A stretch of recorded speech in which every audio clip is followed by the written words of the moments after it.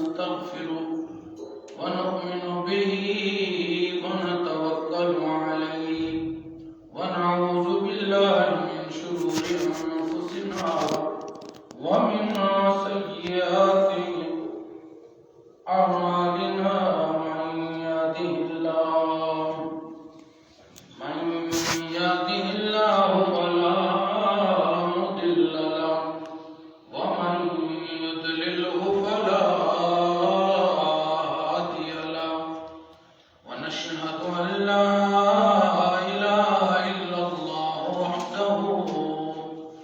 وحده لا شريك له ونشهد أن سيدنا وسندنا وحبيبنا وحبيب ربنا ومأوانا وملجأنا محمدا عبده ورسوله أما بعد فأعوذ بالله أيها النبي حرض المؤمنين على القتال صدق الله مولانا العظيم وصدق رسوله النبي الكريم الأمين قال الله تبارك وتعالى في شأن حبيبه مخبرا وآمرا إن الله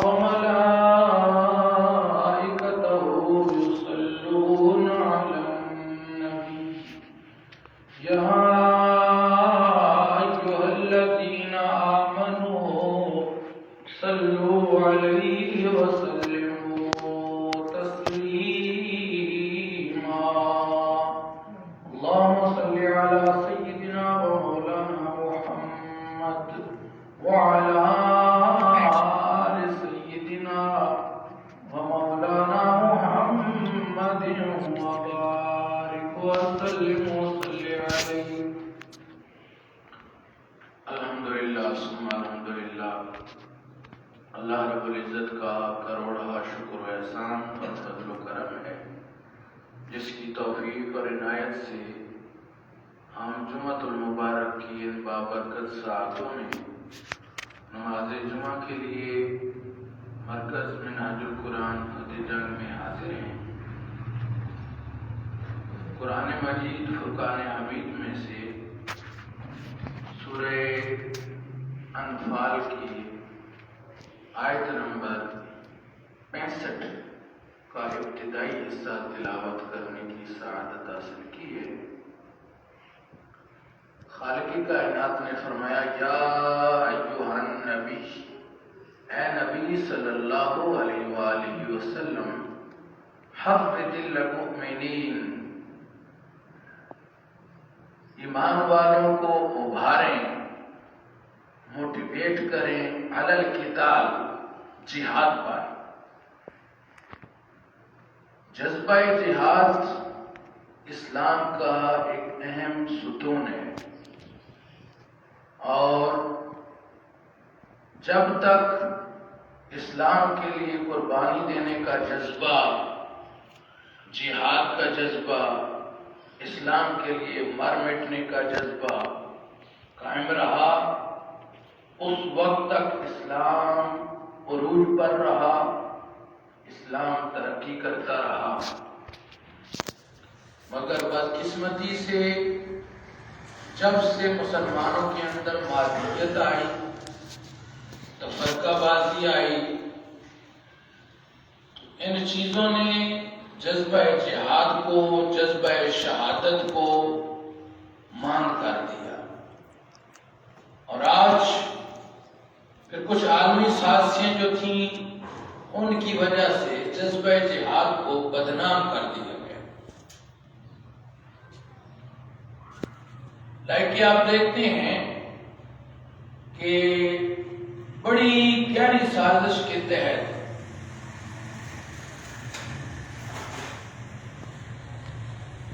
جذبہ جہاد کو بدنام کیا گیا اور جہاد لڑنے والوں کو ٹیررسٹ اور دہشت گرد قرار دیا گیا. اس وجہ سے آج پوری دنیا میں جہاد کا کوئی نام نہیں لیتا. تو عالمی طاقتوں نے اپنے مفادات کے لیے مجاہدین کو استعمال بھی کیا اور جذبہ جہاد کو بدنام بھی کر دیا. یعنی ایک تیر سے انہوں نے کئی شکار کیے.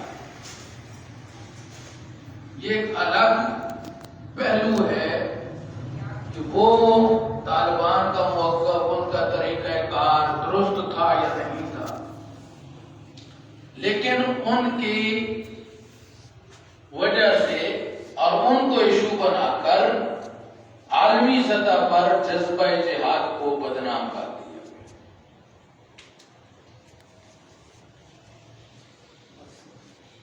اس کا نقصان یہ ہوا کہ اب پوری دنیا میں مسلمان جذبہ جہاد سے عاری ہو گیا ہے اور مسلمان پس رہا ہے، مسلمان ذبح ہو رہا ہے، مسلمان ماؤں بہنوں بیٹیوں کی عزتیں لٹ رہی ہیں، مسلمان بچوں بچیوں کے جسموں کے چیتھڑے اڑ رہے ہیں، آزاد کٹ کٹ کر گر رہے ہیں اور اڑ رہے ہیں، اور ہم پوری دنیا میں 1.5-2 ارب مسلمان ہیں.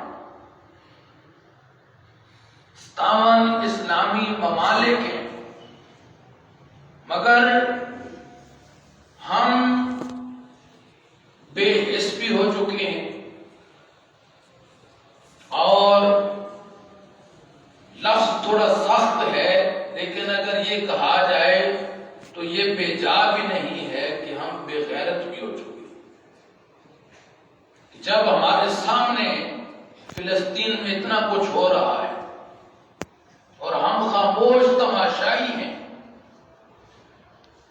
اللہ اکبر. وہ اسلام کے اوپر وہ دور بھی تھا مسلمانوں کے اوپر کہ اللہ نے فرمایا یا ایھا النبی، اے نبی صلی اللہ علیہ وسلم، حرض المؤمنین علی القتال، ایمان والوں کو جہاد پر ابھاریں.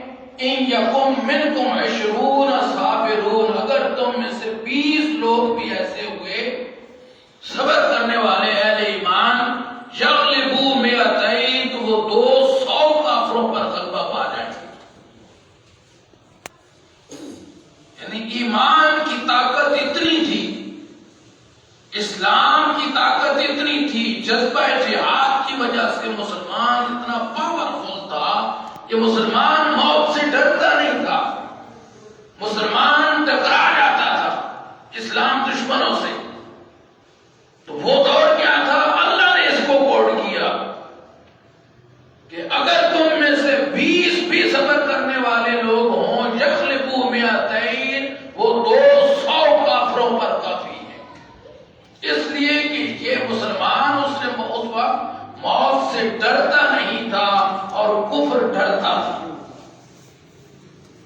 آج مسلمان نے ڈرنا شروع کر دیا موت سے. ہاں، پھر وَإِن يَكُن مِّنكُم 100، اگر تم میں سے 100 ہوئے، يَغْلِبُوا أَلْفًا مِّنَ الَّذِينَ كَفَرُوا، تو وہ 1000 کافروں پر کافی ہوں گے، غلبہ پا جائیں.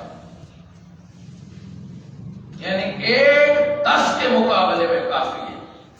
ایک مسلمان 10 کافروں کے لیے اس وقت کے لیے جب اس کے اندر جذبہ جہاد تھا، جب مر مٹنے کا شوق تھا، جب شہادت کا شوق تھا، جب اسلام کے فروغ کا شوق تھا، جب اسلام کے غلبے کا شوق تھا، جب اسلام کی اشاعت کا شوق تھا کہ اسلام دنیا کے کونے کونے میں پھیلے اور اسلام دشمنوں کو نکیل ڈالی جائے. اس وقت کے مسلمانوں کا یہ جذبہ، اور پھر یہ صرف باتوں کی حد تک نہیں تھا، ہزارہا مثالیں اس کی پریکٹیکلی موجود تھی. اسلام اور کفر کی پہلی جنگ، پہلا غزوہ، غزوہ بدر، پوری دنیا نے جذبات دیکھے اور اللہ نے 313 کو ہزاروں کے مقابلے میں فتح عطا فرمائی۔ اور علامہ اقبال نے کہا فضائے بدر پیدا کر فرشتے تیری نصرت کو۔ وہ کیا جذبہ تھا، وہ کیا ان کا ایمان تھا کہ اللہ نے فرشتوں کو محمد صلی اللہ علیہ وسلم کے حضور کے سپاہی بنا کر، جنگجو بنا کر، مجاہد بنا کر زمین پر اتار دیا، زمین پر اتار دیا۔ فضائے بدر پیدا کر فرشتے تیری نصرت کو، اتر سکتے ہیں گردوں سے کتار اندر کتار۔ اس کے بہت سارے اسباب ہیں، ان میں سے دو چیزیں بڑی اہم ہیں۔ ایک ہے وطنیت۔ کیا ہے؟ وطنیت۔ وطنیت ایک ایسا زہر ہے جو مسلمانوں کے اندر گھولا گیا ہے، اور علامہ اقبال رحمۃ اللہ علیہ نے آج سے 50 سال پہلے یہ بات مسلمانوں کو باور کرائی تھی کہ وطنیت تمہارے لیے زہر ہے، موت کا پیغام ہے۔ مسلمان کے اندر جب وطنیت آ گئی تو یہ موت کا پیغام ہے، مسلمان مر گیا۔ علامہ اقبال نے یہ پیغام اپنی قوم کو دیا تھا۔ وطنیت کیا ہے؟ وطنیت یہ ہے کہ فلسطین میں ظلم ہو رہا ہے تو ہم کہیں یہ فلسطین کا معاملہ ہے، بھائی ہم کیا کر سکتے ہیں، ہمارا ملک تو سیو ہے، نو پرابلم۔ ایران کا میٹر آ جائے تو ہم کہیں یار کہ اب ایران کا مسئلہ ہے، اس میں ہم کیا کریں۔ افغانستان کی بات آ جائے تو ہم کہیں نہیں یہ تو افغانستان کا میٹر ہے، ہم کیا کریں۔ اسی طرح ہمارے اوپر آئے تو دوسرے مسلمان ملک یہی سوچیں۔ یہ وطن پرستی، وطنیت۔ وطن سے محبت کو اسلام ناجائز قرار نہیں دیتا، لیکن وطنیت پرستی یہ مسلمان کے لیے زہر ہے۔ اس لیے علامہ اقبال نے اس کو موت سے تشبیہ دی اور اس سے منع کیا مسلمانوں کو۔ آج اس کے مظاہر ہم دیکھ رہے ہیں کہ ہم وطن پرست ہو گئے ہیں، ہر کوئی اپنے ملک کی فکر میں ہے، جبکہ حضور نے فرمایا تھا الکفر ملت واحدہ، کفر ایک قوم ہے، ایک ملت ہے۔ وہ سارے اکٹھے ہو گئے اور تنتناتے پھر رہے ہیں، ظلم بھی کر رہے ہیں اور ایک دوسرے کا کھلے عام ساتھ بھی دے رہے ہیں اور کھلے عام دھمکیاں لگا رہے ہیں کہ ہم اس پر قبضہ کریں۔ اور پوری مسلم امہ میں کوئی لیڈر نہیں ہے جو لیڈ کرے مسلمانوں کو، جو کفر کو جواب دے۔ اس کی وجہ بہت ساری وجوہات میں سے ایک وطن پرستی ہے،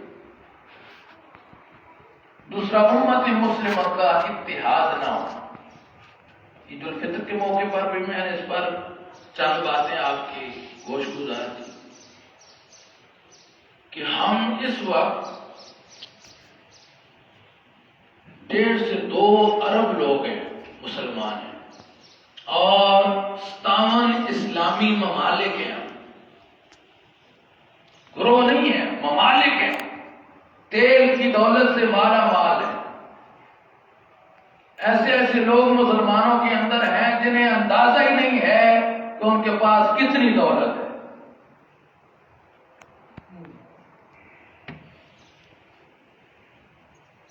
مگر اتحاد نہ ہونے کی وجہ سے ہماری آواز پاورفل نہیں ہے۔ ہمارے پاس ایک پلیٹ فارم بھی ہے جس کو OIC کہتے ہیں، آرگنائزیشن آف اسلامک کنٹریز، مگر یہ بھی ایک مردہ گھوڑا ہے۔ سوائے اجلاس کے یا مذمت کے، اس سے آگے کچھ بھی نہیں۔ اگر یہ سارے 57 اسلامی ملک اب جس طرح ظلم ہو رہا ہے، اگر اسلامی ممالک حرم شریف میں اکٹھے ہو سارے لیڈر، وہاں پر عہد کریں اور 2-3 اعلان صرف کر دیں،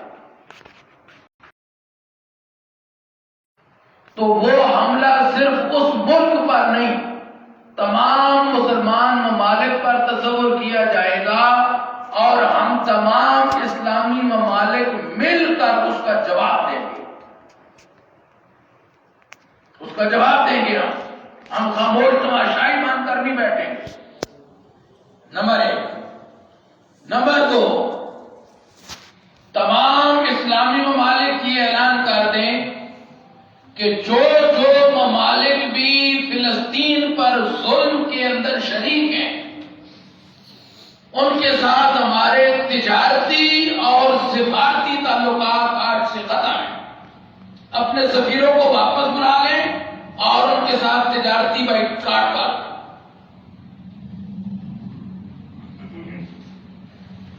تجارتی روابط ختم کر۔ تیسرا اعلان کر دیں کہ ہم جتنے ممالک کے پاس فوج ہے، اسلامی ممالک کے پاس، یہ ساری فوج ایک فوج کاؤنٹ ہوگی۔ جس طرح اتحادی فورس انہوں نے بنائی ہوئی ہے، آپ اسلامی اتحادی فوج بنا لیں، 1000 نہیں، میں اگر کہوں لاکھوں جوان اس ظلم کے خلاف موت کے لیے اور شہادت کے لیے تیار ہیں، پوری دنیا سے، اسلامی دنیا سے، تو یہ بیجا نہیں ہوگا۔ مگر یہ کام ہمارے کرنے کا نہیں ہے، یہ کام کن کے کرنے کا ہے؟ حکمرانوں کے کرنے کا، کہ راستے انہوں نے دینے ہیں، سہولیات انہوں نے دینی ہے، اور وزن ان کی بات میں۔ اب یہ بات میں کر رہا ہوں تو اس کی کوئی حیثیت پاکستان کا، جو بات میں نے کہی ہے، یہی بات اگر آرمی چیف کرے گا تو پوری دنیا میں کھلبلی مچ جائے گی، کیونکہ بات کا جو اثر ہوتا ہے وہ اسٹیٹس کے ساتھ ہوتا ہے۔ جس بندے کا جتنا بڑا ہوتا ہے اس کی بات اتنا اثر رکھتی ہے۔ اس لیے قرآن نے تو ہمیں 1400 سال پہلے یہ بات سمجھائی تھی کہ الگ الگ نہ رہو، مسلمانوں تم ایک جسم کی طرح ہو۔ کوئی فلسطین میں ہے، ہندوستان میں ہے، افغانستان میں ہے، ایران میں ہے، مصر میں ہے، سعودیہ میں ہے، یمن میں ہے، UAE میں ہے، کسی بھی مسلم کنٹری میں ہے، بلکہ نان مسلم کنٹریز میں ہے، دنیا کے کسی کونے پر بھی آباد ہے، وہ کلمہ لا الہ الا اللہ محمد الرسول اللہ پڑھتا ہے، وہ تمہارا بھائی ہے اور تمہارے جسم کا حصہ ہے۔ اسلام نے تو ہمیں یہ میسج دیا اور کہا تھا یا ایھا الذین آمنوا اطیعوا اللہ ورسولہ، اللہ اور اس کے رسول کی اطاعت کرو، ولا تنازعوا، آپس میں مت جھگڑنا، آپس میں تنازع نہ بنانا، فتفشلوا، تم کمزور ہو جاؤ گے، وتذھب ریحکم، تمہاری ہوا اکھڑ جائے گی، تمہاری کوئی ویلیو نہیں رہے گی۔ آج قرآن کے الفاظ لفظ بہ لفظ سچ ہوتے نظر آتے ہیں۔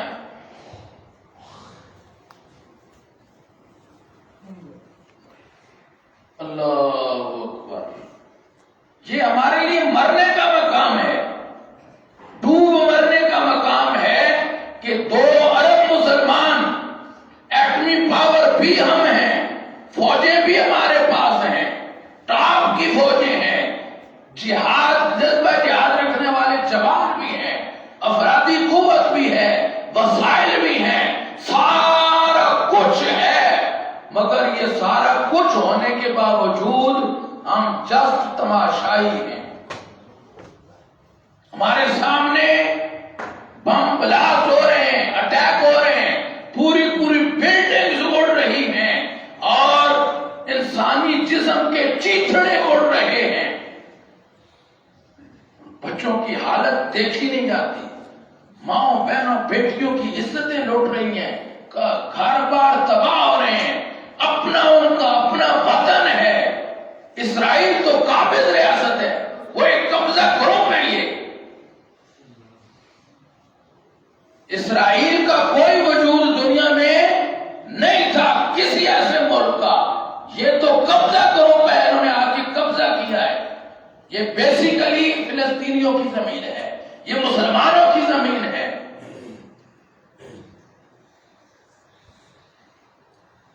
مگر اس وقت جب یہ آ کے انہوں نے قبضہ شروع کیا تھا، اس دور میں بھی جو دور کے مفکر قسم کے لوگ تھے، انہوں نے اس بات کو محسوس کر لیا تھا اور انہوں نے لوگوں کو بتایا تھا کہ یہ ایک وقت آئے گا کہ یہ زخم رستہ رستہ یہ کینسر بن جائے گا، مسلمانوں کے جسم پر یہ زخم کینسر بن جائے گا، لا علاج ہو جائے گا، اور یہ مسلمانوں کے جسم کو کھا جائے گا، ختم کر دے گا۔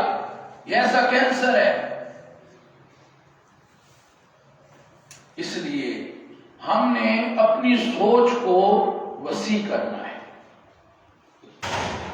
ہم تو ابھی فرقہ واریت سے نہیں نکلے،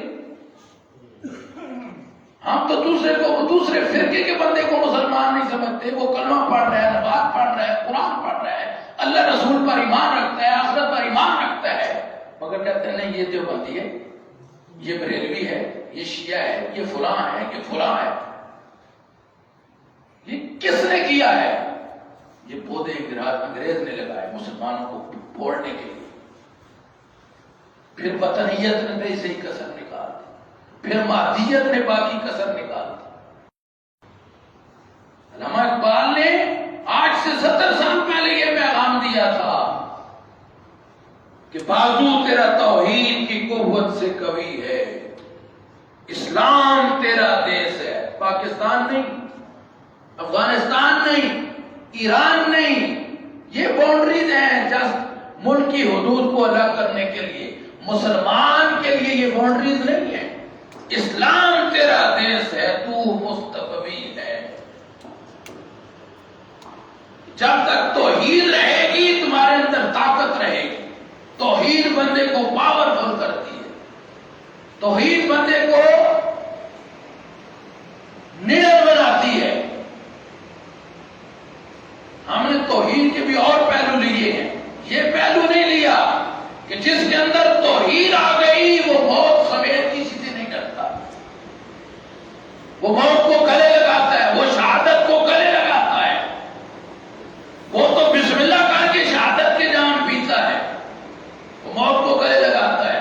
جس کے اندر توحید آ جائے وہ بڑے سے بڑے جابر کے سامنے بھی ڈٹ کر کلمہ حق کہتا ہے، وہ ڈرتا نہیں ہے۔ اس کے اندر سے اس ذات کے سوا باقی کسی کا ڈر نہیں رہتا، صرف اس کا ڈر باقی ہے۔ یہ توحید ہے۔ اور وطنیت کو ختم کرنے کے لیے علامہ اقبال نے کہا تھا کہ اسلام تیرا دیس ہے۔ اپنے اپنے دیس کو نہ دیکھو، تمہارا دیس اسلام ہے، تمہارا دیس اسلام ہے، تمہارا دیس اسلام ہے۔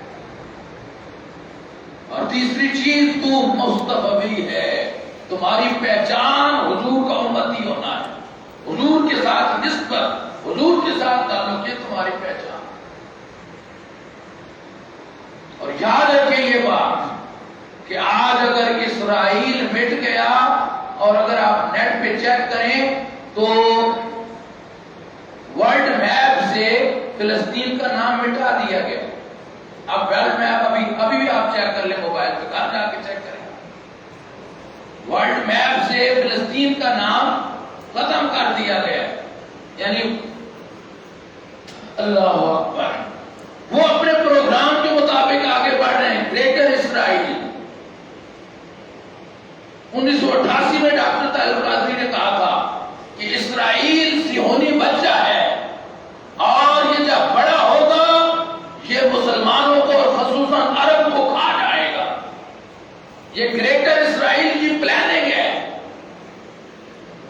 ڈاکٹر اسرار صاحب نے کہا تھا یہ گریٹر اسرائیل کی پلاننگ ہے، اس میں سعودیہ بھی شامل ہے، اس میں ایران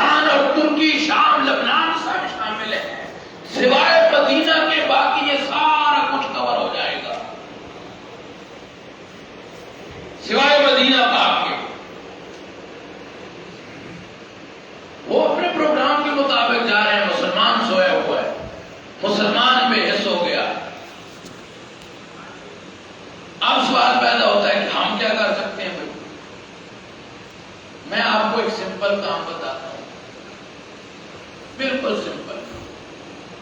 کیا آپ جو بھی پروڈکٹ امریکہ اسرائیل کی ہیں ان کا بائیکاٹ کریں.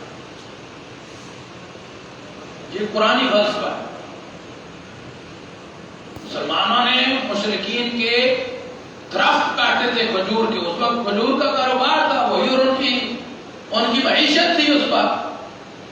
ما قطعتم من لینۃ او ترکتموها قائمۃ علی اصولها فباذن اللہ ولیخزی الفاسقین.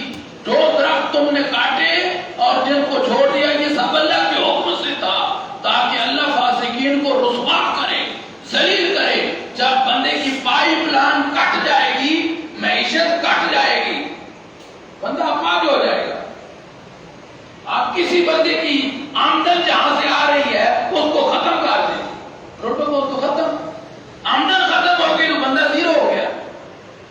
کیا آپ عید کرتے ہیں اسرائیل اور امریکہ کی پروڈکٹ کا بائیکاٹ کریں گے؟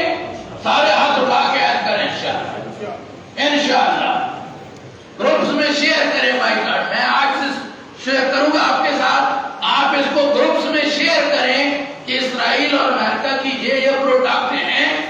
ابھی میں نے کل بچوں کو سکول میں نے لیکچر دیا بچوں کہ لیز چھوڑ دیں آپ، اور جتنی چیزیں ہیں شیطان کی یہ ساری چھوڑ دیں. شہتاج بھی نہ کھایا تو کوئی مسئلہ نہیں، کام چل جائے گا. یہ سب ان کی پروڈکٹس ہیں جن میں کیا تھے قادیانی بھی شامل ہیں، اسرائیل شامل ہے، امریکہ شامل ہے.